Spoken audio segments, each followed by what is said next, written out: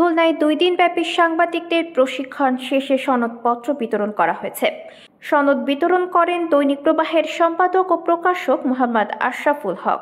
সাংবাদিকদের 2 দিনের প্রশিক্ষণের দ্বিতীয় দিনে প্রশিক্ষণ শেষে 40 জন সাংবাদিকদের মাঝে প্রশিক্ষণের সনদপত্র বিতরণ করা হয়।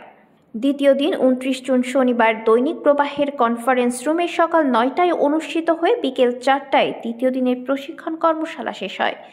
CWF অ্যালায়েন্স CMKS ও দৈনিক প্রবাহ এর সার্বিক ব্যবস্থাপনায় দাতা সংস্থা দ্য ইউরোপিয়ান ইউনিয়নের অর্থায়নে ফ্রি প্রেস আনলিমিটেড আর্টিকেল 19 এর সহযোগিতায় 2 দিন ব্যাপী এ প্রশিক্ষণ অনুষ্ঠিত হয়।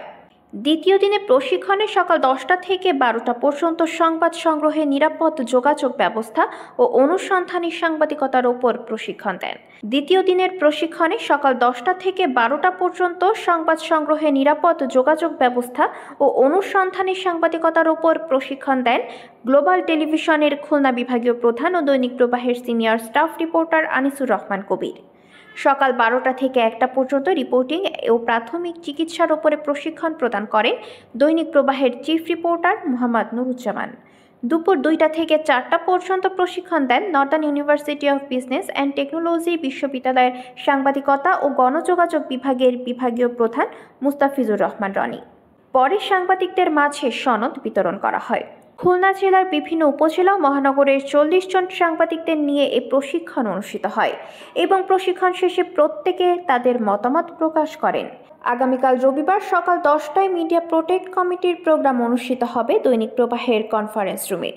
উক্ত অনুষ্ঠানে মিডিয়া প্রোটেক্ট কমিটির 90 জন সাংবাদিকদের উপস্থিতির মাধ্যমে সাংবাদিকদের সুরক্ষার জন্য প্রস্তুতি গ্রহণ করা হবে।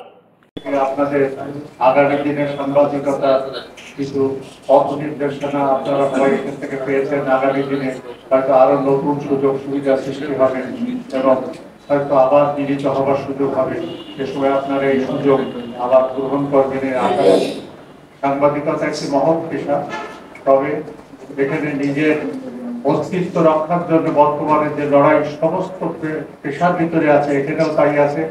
নিজেকে অনেক লোক লালসার ঊর্ধ্বে রেখে সাংবাদিকতা করতে হবে, তবেই সাংবাদিকতার সার্থকতা।